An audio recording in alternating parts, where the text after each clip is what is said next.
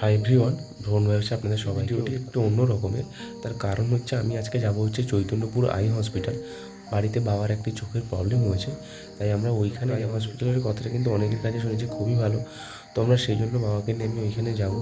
আমি বেলদা থেকে যাব। তো মূলত কারণ হচ্ছে যে আপনারা কীভাবে ওইখানে পৌঁছবেন, কী ভাড়া রয়েছে বর্তমানে, ওখানে কীভাবে অ্যাপয়েন্টমেন্ট নিতে হয়, বা ওখানে ভিজিট দেখানোর কী ভিজিটের ফিজ, ডিটেলসে আপনাদেরকে সব কিছু দেখাবো যাতে আপনাদের কোনো অসুবিধা না হয়। ভিডিওটি দেখতে থাকুন। আর এখন আমি যাবো বাস স্ট্যান্ডের দিকে। তো বাস কটায় রয়েছে সেটাও দেখে নেবো একটু।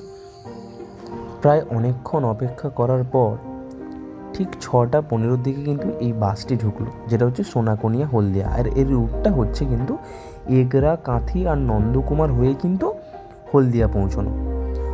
বাসটির রিপেয়ারিং ওয়ার্কসের জন্য কিন্তু এই ডিসেম্বর মাসে পুরো মাসটাতে কিন্তু চলবে না। প্রায় অনেকক্ষণ, প্রায় 3 থেকে 3.5 ঘন্টা ট্রাভেল করার পর আমরা যেখানে নামলাম সেটা হচ্ছে কিন্তু ব্রজলাল চক।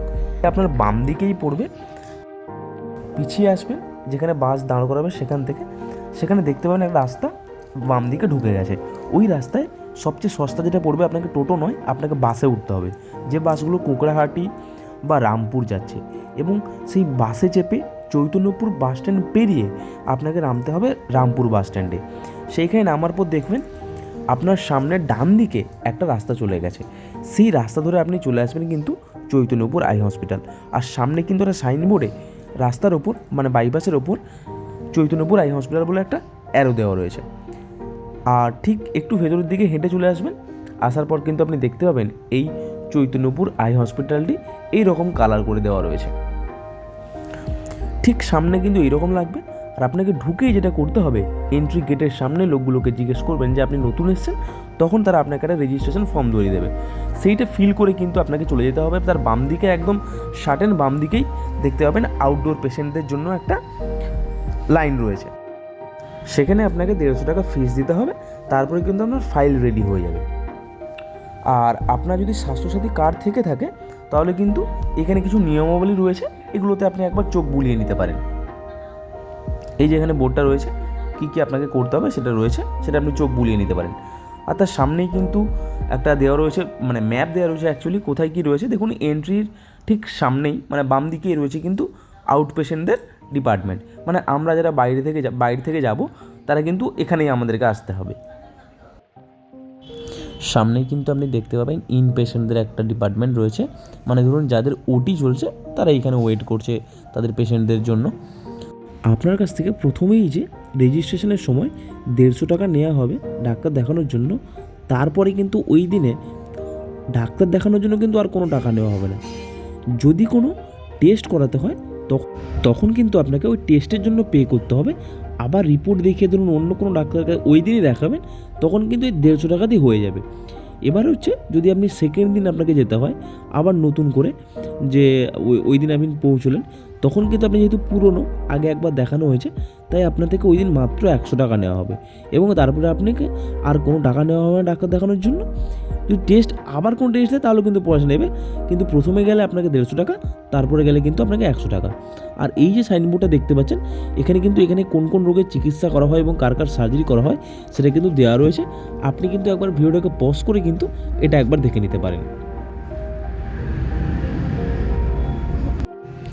এটা কিন্তু একটি মিশন হসপিটাল, মানে চোখের যে হসপিটাল, এটা কিন্তু মিশন আশ্রম আর কি।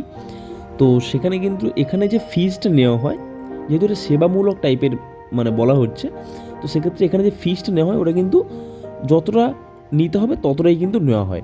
যেরকম বড় বড় প্রাইভেট হসপিটালে কিন্তু আপনার যে রং চড়িয়ে প্রচুর দাম নেয়, ঠিক ওইভাবে কিন্তু এখানে কিন্তু ফি স্ট্রাকচারটা নয়। এখানে চাইল্ডদেরও কিন্তু ডিপার্টমেন্ট রয়েছে। এই আপনি ডান দিকে দেখতে পারেন আপনার মানে চাইল্ডদের জন্য একটা আলাদা বড় ইউনিট তৈরি করা হচ্ছে। যারা চোখে ধরুন টেরা থাকে, কম দেখতে পায়, তাদের জন্যও কিন্তু চোখে, মানে ছোটোবেলাদের, মানে ছোটো শিশুদের আর কি, তাদের জন্য কিন্তু একটা ট্রিটমেন্ট রয়েছে। আর এখানে কিন্তু খুবই পরিষ্কার, চারিদিকটা অনেক পরিষ্কার পরিচ্ছন্ন। সামনে পুকুর রয়েছে, আপনি ভালোভাবে টাইম স্পেন্ড করতে পারবেন। আর একটা কথা হচ্ছে এখানে ভালো ক্যান্টিন রয়েছে। এই রাস্তা বরাবর গিয়ে আপনি ডান দিকে ঢুকে আপনি সামনে দেখতে পাবেন ক্যান্টিন লেখা রয়েছে, আপনি ওখানে গেলে কিন্তু ক্যান্টিনও রয়েছে। আর এই পুকুরটা কিন্তু খুবই সুন্দর, জল একদম পরিষ্কার। আপনি বসে এখানে টাইম স্পেন্ড করতে পারবেন। ধরুন আপনার পেশেন্টদের খুব ডিলে হচ্ছে, মানে ডাক্তার দেখানোর খুব টাইম লাগছে, আপনার কিন্তু মানে অতটা বেশি বোরিং লাগবে না আপনাকে, চারিদিকটা বেশ শান্ত আর পরিবেশটা কিন্তু খুবই সুন্দর। আর চারদিকে যে গাছপালাগুলো রয়েছে ওটা বেশ ভালো করে পুনিং করা রয়েছে, দেখতেও খুব সুন্দর লাগছে।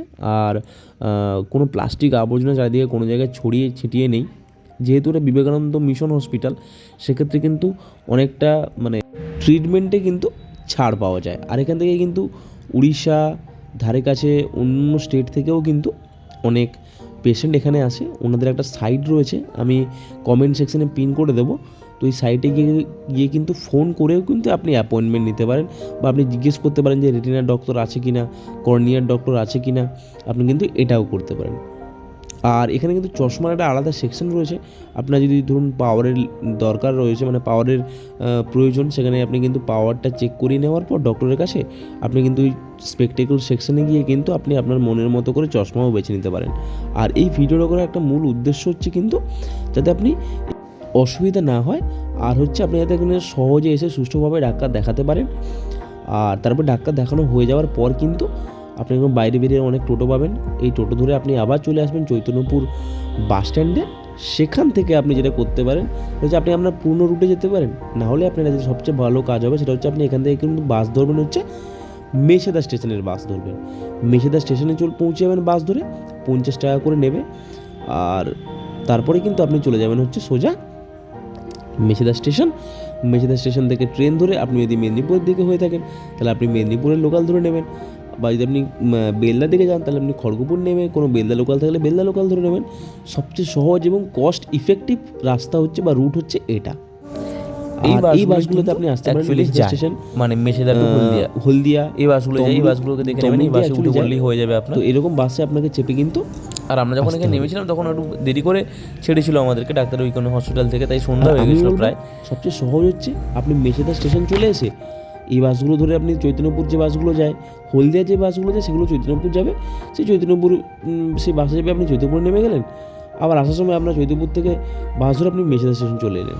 তো যেহেতু মানে সকালবেলা আমার রুটটা জানা ছিল না অনেকটাই, তাই কিন্তু আমি কিন্তু বাসে গেছিলাম। কিন্তু আসার সময় আমি যখন বিকেলে 3:30টার দিকে আমাদের ডক্টরের কনফার্মেশন হলো না, আমরা দেখাতে পারলাম না ডক্টরের, কারণ হচ্ছে ডক্টর ছিলেন না, রেটিনার যে ডক্টর উনি ছিলেন না। তাই আমরা কী করলাম, নেক্সট অ্যাপয়েন্টমেন্ট নিলাম, পরের শনিবার আবার আসবো আমরা। তাই আমরা যেটা করলাম সেটা হচ্ছে যে পাশের ধারে কাছে লোককে জিজ্ঞেস করলাম যে কীভাবে সহজে যাওয়া যায়। তো উনি বললেন যে আপনি একটা কাজ করুন, সোজা হচ্ছে মেছেদা চলে যান। আমি টোটো করে চৈতন্যপুর বাস স্ট্যান্ডে আছি, এবং বাস স্ট্যান্ড থেকে বাসে করে চলে আসি হচ্ছে কিন্তু মেছেদা স্টেশন। 50 টাকা করে বাস ভাড়া নেয়, এবং এখান থেকে আমি সোজা ট্রেনের টিকিট কাটি, একদম সোজা খড়গপুর থেকে বেলদা চলে যাবো। এটা হচ্ছে সহজ রুট, এবং আপনার অনেক টাকা কম বেঁচে যাবে আর কি, অনেক টাকা সেভিংস হবে। তো এই রুটটাই কিন্তু নিলে সবচেয়ে ভালো হবে আর কি। তো যদি ভিডিও ভালো লাগে তাহলে অবশ্যই লাইক করে দেবেন, এবং আমার চ্যানেলকে সাবস্ক্রাইব করে আমাদের পাশে থাকবেন। ধন্যবাদ।